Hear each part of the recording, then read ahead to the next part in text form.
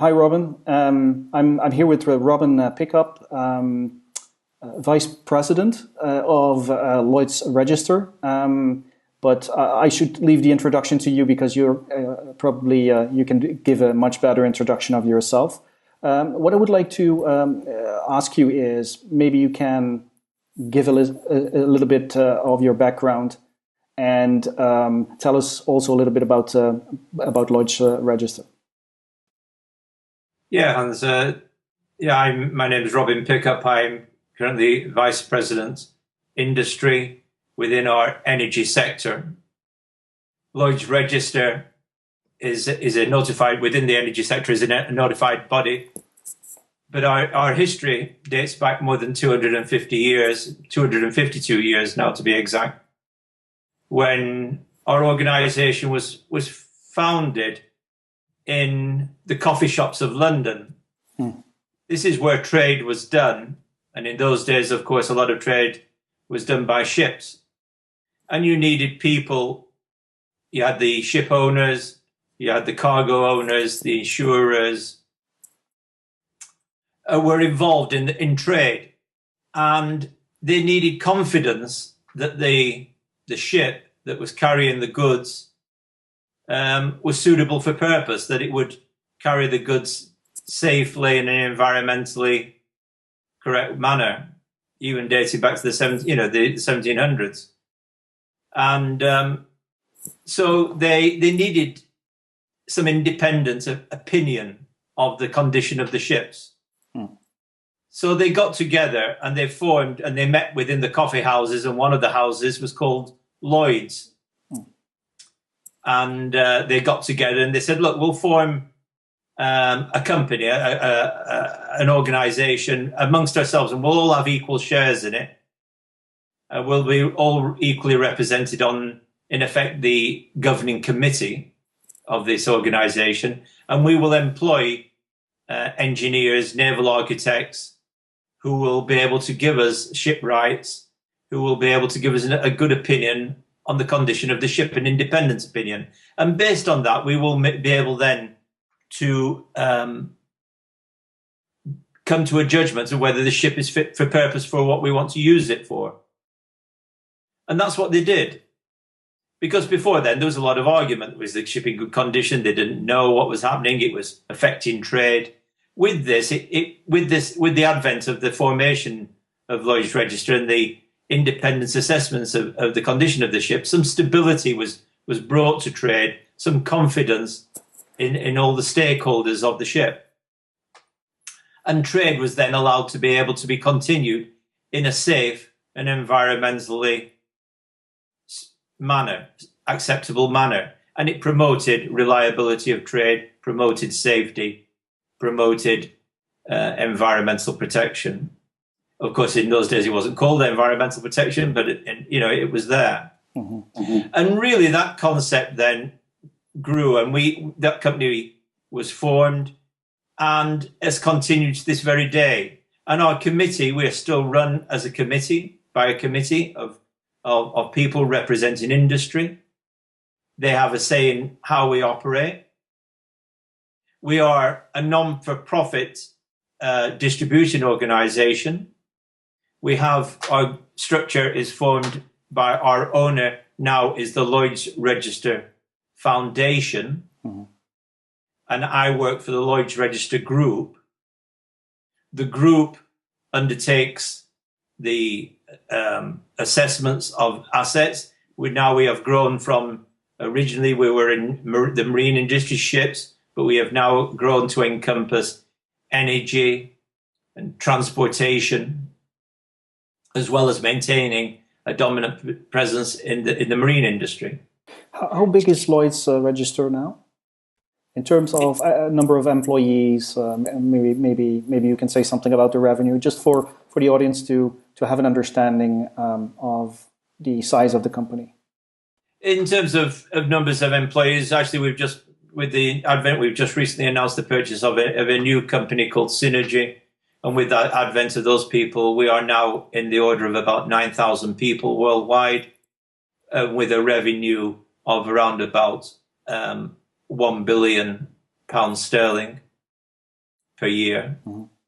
And our chief executive, Richard Sadler, by 2016, for us to be a £1.5 billion company. The money is not the driver, though. The driver is our commitment, our vision for safety of life on land, sea, and in the air, the reliability of assets, and environmental protection. These are our drivers. We make money because we are not governed. We don't get support from any governments. We are completely independent. So we are commercial. We have to make money. But that money, that any surplus profits from the group, are put into the foundation, and then the foundation distributes that money for research in the form of direct research grants, employing professors through universities, this kind of thing. So that is our structure. And maybe a little bit more about yourself. What is your background in education, and how did you come to work for Lloyds? And what is your present position? Well, I've worked for Lloyds now for quite some time, for 30 years. And people say, well, wow, how can you have worked for a company for so long? But I've been fortunate that my initial background, if you like, my university days, my college days were marine. I went to sea for a couple of years as a seagoing engineer. I took the marine qualifications on top of the pure academic qualifications I held, and then I joined Lloyds in 1982, as a trainee surveyor, and I was posted to Nottingham in the UK, and Nottingham in the UK is about as far from the sea as you can get, So that came as a bit of a surprise, but it showed the depth that Lloyds were involved in, because at that time we were involved in power plants, the developments of the UK nuclear power plant program, and I was put as a trainee surveyor with senior surveyors for mentorship and for training in materials welding and in pressure plant associated with the nuclear, with that time it was the advanced gas reactors, the Heysham-Tornes advanced gas reactors that were being built. I subsequently then, after a couple of years there, was transferred to the northeast of England and to the offshore sites, and I spent a couple of years working in the offshore industry on the offshore sites. We were building platforms for the North Sea developments, and I was seconded to Mobil for a couple of years, building a replacement SBM for the Beryl B development in the Norwegian sector of the North Sea. And so having gone from power plants, I went into the offshore area again, being mentored and undertaking vocational training programs to increase my knowledge base. From there, I was then transferred to the Middle East, to Dubai for 10 years, where I spent 10 years. And in Dubai, it was back to predominantly the marine shipping business. This was the time in 88 through to 96.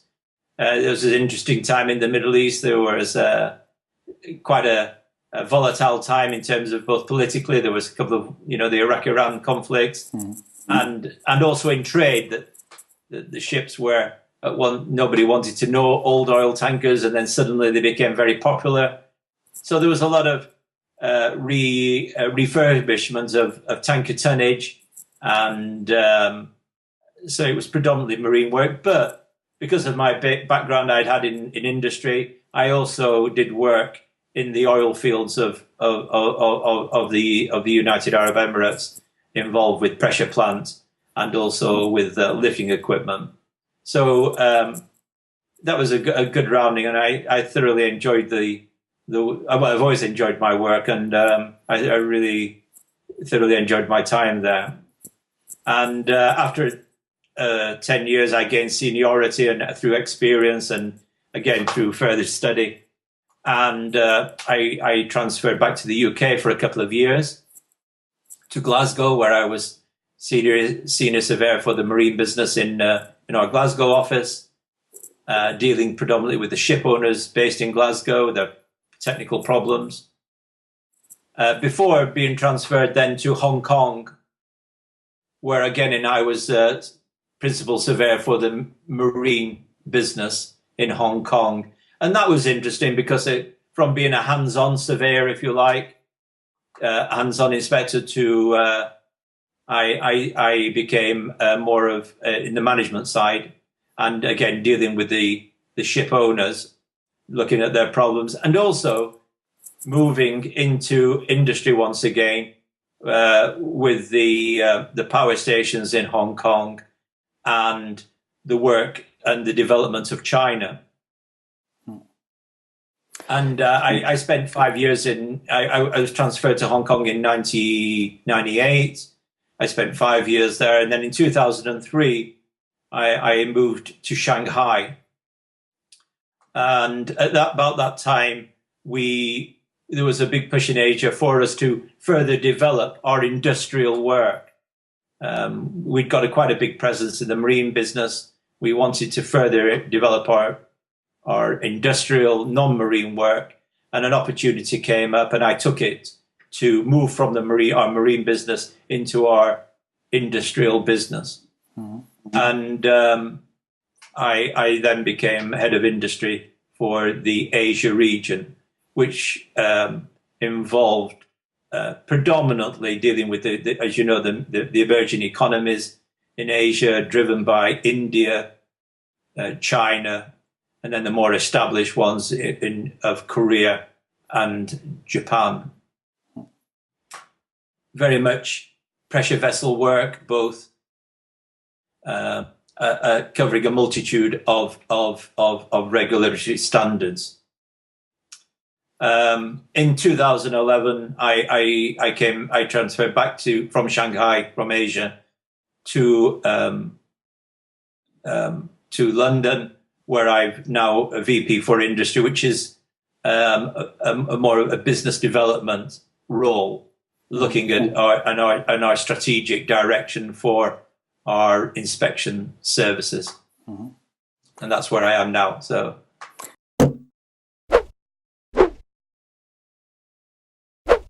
That's a nice segue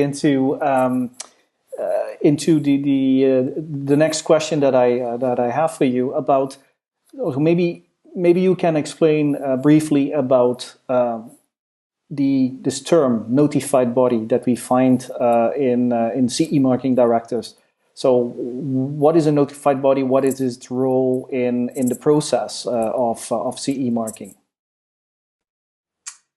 Yes, well, as you know, with the European CE mark and the European directives, it's a governmental initiative throughout Europe, and they wish to but to implement the directives, they appointed what they term notified bodies. These are bodies whom they vetted, who they can authorize to act on their behalf. And this was very much done by the governments of the European states. So, for example, in the UK, we have UCAS, and throughout the European region, the different countries have their own bodies, accredited bodies, but they are all accepted by each other, basically accepted by each other. We tend to use UCAS, and we've also got we've got the accreditations in the Netherlands and Germany also. As a notified body, we are vetted by the government accreditations. They look at us. Are we established? Do we have training, quality management systems? Do we manage ourselves in a manner which they consider to be correct, to have integrity, to be able to be trusted in implementing the European standards, the European directives. You directly apply for accreditation. They come and audit us, and in our case, we've been after successful auditing, we are given the authorization to act on their behalf. So we issue, whilst we are, in my case, where I work for Lloyds Register, and Lloyds Register is an authorized body, notified body, and on behalf of UCAS, and that's what we are issuing. We are working on behalf of the government's accreditation agency. Mm-hmm. So your role is the role of... I beg your pardon. Then whoever employs us has the confidence that our certificates are accepted across the European region. Mm-hmm. And so the role of a notified body and of Lloyds Register as a notified body is to help manufacturers to do conformity assessment, and in the end to give them the confidence that their products meet the requirements and the standards that apply in the European Union. Indeed, and it goes back almost to our beginning of our conversation when I said in the 1700s we had stakeholders. Mm-hmm. And there are many stakeholders in pressure plant. There are manufacturers, as you mentioned. There's the general public that live around assets with pressure plants in them. There are the buyers. There are many stakeholders, and they need confidence that whatever they're buying, whatever they're operating, whatever is being operated on their behalf is being done in a manner that is to the best of everybody's ability, safe, reliable, and protecting the environment and life. Mm-hmm. So it's giving confidence mm-hmm. to all stakeholders, yes. Not just the manufacturers. We work strongly with the manufacturers because often within their contractual requirements, they must meet the requirements of the European legislation. It's in when they sign a contract with their buyer. But it stretches beyond the manufacturer. Mm-hmm. Just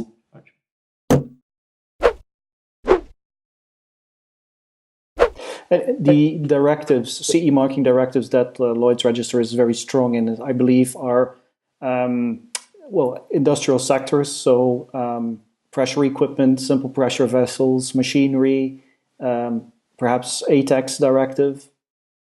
Any else? Yes, that's correct. The key ones that we get directly involved in a great deal are obviously related to pressure equipment, explosive. You mentioned ATEX, machinery, electrical, the construction directive.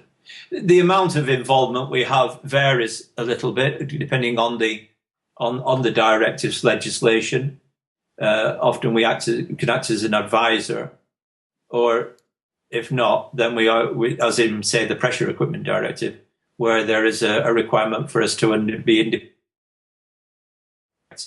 a direct inspection depending on the module that's been chosen, the methodology of satisfying the safety parameters. Mm-hmm. What would you say from your experience is the biggest challenge for manufacturers in meeting the pressure equipment directive? I think in terms of in terms of I wouldn't say obviously manufacturing difficulties of the welding and that kind of thing. That's their business. They know their own, but it's to ensure that they've got the information correct. That what do they fully understand what their customers are requiring and what the end user needs in terms of certification. So in terms of the regulations, the code of standard that's going to be used, the requirements of that standard. These are the challenges. Mm-hmm. With certain, how they are, and it's ensuring that. I think the biggest problems that are faced often are to do with communications. So it's the challenge for the buyer is to ensure that the specifications are very clear and unambiguous, and for the manufacturer, the suppliers, to ensure that their contracts, that they're very clear on the scopes of work, that the requirements of the codes that their customers require. Mm-hmm. From my experience working with manufacturers, and also manufacturers in industry, more heavy industry, let's say, is that what I often see is they underestimate the importance of, let's say, quality procedures. Do you have maybe examples where examples of situations where this can become a huge safety issue? I mean, lack of quality procedures. Well, obviously, then in terms of purchasing materials, these can become quite significant. And I think they've got to understand, in today's world, as we know, people contract out or subcontract out. They need to control their any supply chain, the total supply chain. So, for example, this was interesting quite recently. I'm not going to, obviously, I'm not prepared to, will not name any specific names, but just generally, I was at a European trade function earlier this year, and the subject came up there of castings, the control of pressure retaining castings, and how the supply chain now, particularly if it's going out east, is very fragmented. That there are,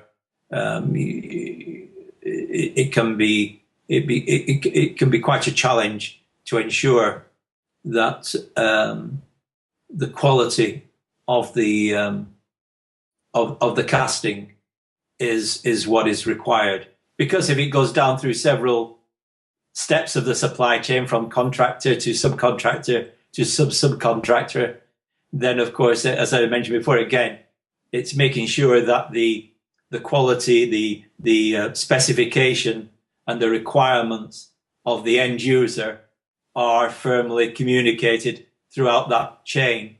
And of course, sometimes it can get lost in translations, and time and effort does need to be put into ensuring the supply chains are secure, and that the buyer is getting what they've.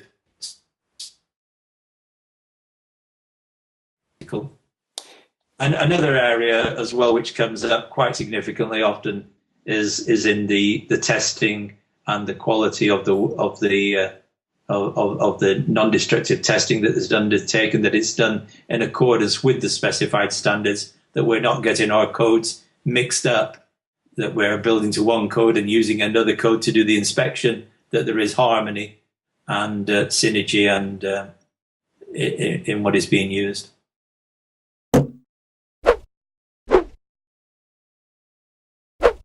Since you have a long-standing and wide experience working in different parts of the world, maybe I can ask you this question. In your experience, how do the European requirements and standards compare to other standards of other territories? Are they particularly more stringent or less stringent? What is your estimation? I don't think they're less in terms of stringency. The European standards are quite sophisticated and well advanced. I think people find in foreign other countries they would like to see them to be developed in a similar method, dare I say, to say the American systems, where they are very well communicated. Mm-hmm. So, for example, I would hope that we could start to look at, with the European systems, of having case histories readily available, or queries on the standards, databases of queries on the standards being readily available. So this is where I think, for when I see foreign going into other manufacturers who haven't used the European standards before, find it sometimes a little difficult for them to adopt. They think they're a little wary of it, and they're, of course, the sort of concept of a safety case is not always appreciated, is not always understood. Now, your company, I know this because I've worked with Lloyds Register in the past, on specifically on topics of simple pressure vessels and pressure equipment, and I know that your company has done a lot to educate and to raise the awareness of the market. The newest initiative is a specific app for the iPhone, and I saw it's also available for Android. Maybe you can tell a little bit more about that app and how it came about. Why did you start developing that app? Well, it's part of our ethos of education, of dissemination of knowledge. The app actually was originally developed by a Dutch colleague in our Rotterdam office. Out of his own initiative, he took it on. He developed the app based, because people were asking him, his clients were asking him for something that would readily assist them in making a judgment of what was the best code, or what their pressure plant required to meet. And so from there he developed this, and it was run for a little time on our well, it still is on our website. We took it from there because obviously communication is a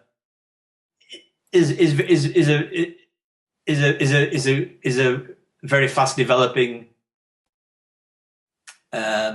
area, and from going from paper copies and distributing magazines and pamphlets, we've gone onto the websites, and I think now a lot of our clients are using smartphones, tablets.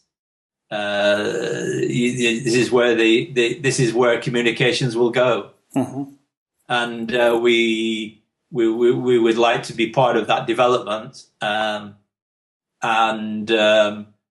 This PED app, we took this as it's the first one in energy, Lloyds Register Energy. Our marine department also uses apps to communicate changes in rules and regulations, and we've used this as an example. We hope it's not it's the first within my sector of the business, but we certainly don't see it as being the last. We would like to, and we hope that, depending on the feedback we get from clients, and people like yourselves, then we will look to further develop apps, as we believe this is the the way that communication, that transmission of knowledge will go. If you would have to point out one single thing about this app, what would it be? How does this app help your customers? I think in terms of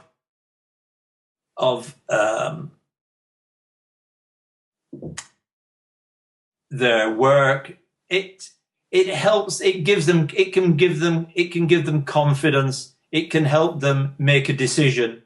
It can assist them assist their clients. It's a good check for them. They can readily use it quickly. they get a quick question from particularly what module would it be applicable, what is the direction we should go with this order. They can quickly get an answer from it. From there, they can then contact us or contact their other notified bodies to get the more detailed information, but it gives them that initial and direction in which to go. So and it gives it to them very readily, very quickly, and we believe, and hopefully it will. Our whole goal is as I say, is promoting safety, promoting reliability, and therefore promoting business. I will tell you what I particularly like about this app. I think the Pressure Equipment Directive is one of the most complicated directives from the set of the CE marking directives. If you compare them to EMC, low voltage, Pressure Equipment Directive is rather complicated. And I think this has to do with two main reasons. First of all, it is very difficult to decide whether a product will fall under the Pressure Equipment Directive because, well, it starts with an overpressure and underpressure of 0.5 bar, but it has a very long list of exclusions. And also, it's the system of classifying under which category your pressure equipment will fall is very, very complicated. And I will add screenshots of the app later, but in which I can show how actually you can very easily select on the basis of, for example, whether your product is a vessel, a piping. You can make a selection, go through all the questions that are basically relevant, and then come to a classification very, very quickly. So this is what I like very much about this app. That's kind of you to say so. I think that is good feedback, and we welcome feedback from it, and of course, then with feedback we can develop further. Yeah. If people find it user friendly, the interface user friendly, then we would welcome feedback on opinions, and then with that we can then take it, further development. Yeah. You have introduced this app in August, as I believe. Do you have any feedback on how it was received by the industry so far?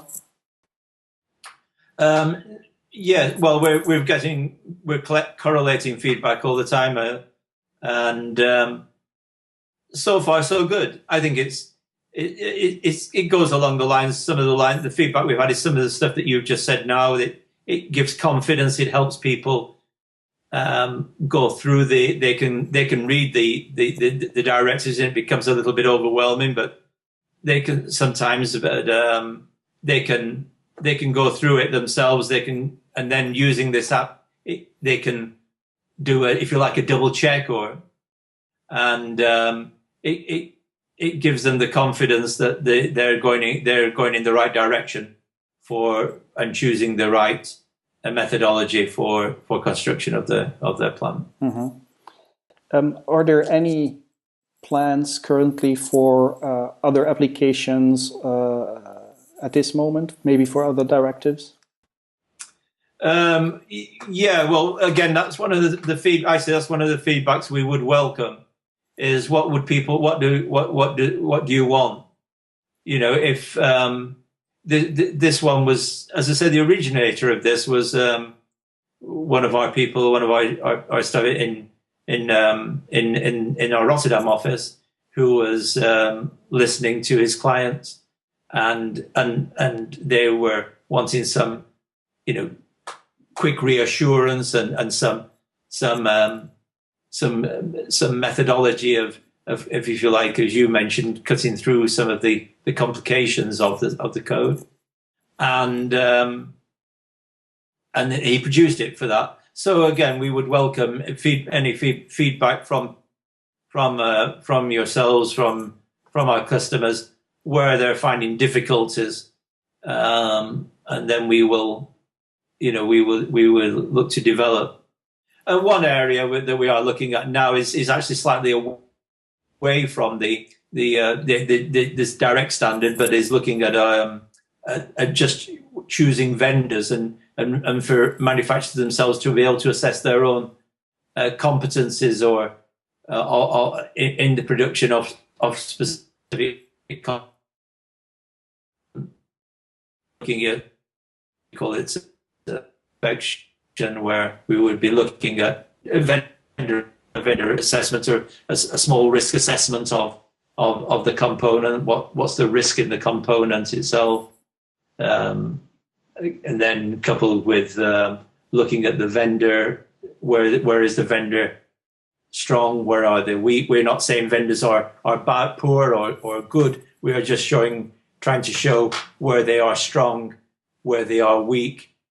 And if you know where if a vendor knows where they are weak, then that's where we can put the effort into inspection, into intervention, into assisting, helping overcome that weakness, and then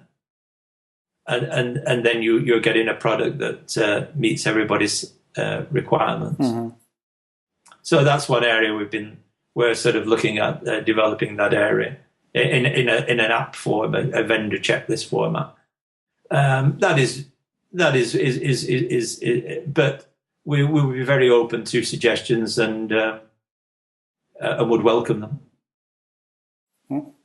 Because we are driven, we are obviously driven by what the industry requires. Mm-hmm. Well, it's certainly, we are going to link to this application because I think it is very useful to determine very quickly whether your product is covered by PED and which category it falls under. So then you know very quickly which conformity assessment module applies, and so what you have to ask your notified body in case you actually need a notified body and your product is not covered by one of the exemptions. Maybe, as I have you as a representative of a notified body, maybe I can put this question to you. There is often criticism from the industry about notified bodies. The fact that notified body involvement is rather costly, that it's time consuming. Maybe you can give me your view on this, and why do you think it is important that not for all products there is this concept of self-certification, but that for some products it's very important to have this third-party review? Yeah, we're very sensitive to those if you like, criticisms. In the sense that we have. For us to be in business, we've been in business for 250 years, and the only way we can stay in business is to show value to our customers. If they don't see value, and our stakeholders don't see any value, then basically we go out of business, There's no point in us doing what we're doing. So we must listen, and some of that is around, obviously, price. There is a commercial aspect, but I think the most significant factor is safety, is stakeholder confidence. And when I say stakeholders, now manufacturers face quite considerable issues. It's not just a matter of the contracts that they sign can be quite onerous. They take on significant responsibility, and they hold significant responsibility to their stakeholders. And the stakeholders are not just their shareholders, but their workforce, the people who live, the general public who live in the surroundings of their factories, who live in the surroundings of where their piece of equipment will be installed. There's a whole bunch of stakeholders there who need to have confidence in the ability of the manufacturers in what is being built near them, or is being installed near them. And of course, we are in a very media sensitive world as well, where if something goes wrong, it hits the headlines, and we've seen that in Europe, and we've seen it in the US only this last couple of years. And quite rightly, questions are asked, and they should be asked.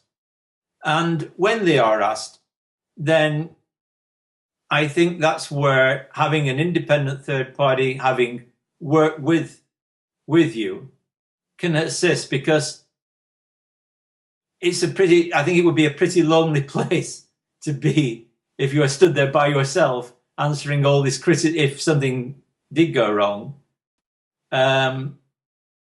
answering that you were correct, that what you did was to the best of your knowledge and to the best of everybody's knowledge correct. Now, if you have an independent body that's worked with you during your manufacturing installation processes and has verified that what you have done has been done in accordance with the best practice that is known at the time, then I think you've got then some confidence. You've got somebody backing you up. And that's where I think the third party independence it adds value, comes in, and it brings confidence to stakeholders that what is being done is the best practice. And of course, there is always development. Things don't stay stationary. And again, with independent assessments of developments, it brings confidence that those developments are tracking in the right direction of safety, environmental protection, reliability. So the need for showing confidence that was determined, 200-300 years ago in this small coffee shop in London, that need still exists today, very much so. I think so. Yes, and we've seen plenty of evidence of that, and I think it will grow. To be honest, I think it will actually increase, and it stretches across a whole range of products, from confidence in assets, physical assets, through to confidence in food chain supplies, in terms of water supplies, in confidence in climate change. So I think there is a great deal of areas where independent third party intervention can assist and bring confidence to stakeholders.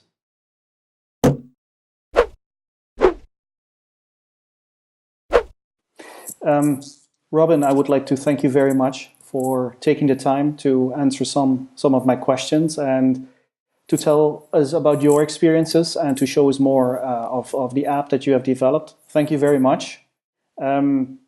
Is there maybe anything else that you would like to share with our audience?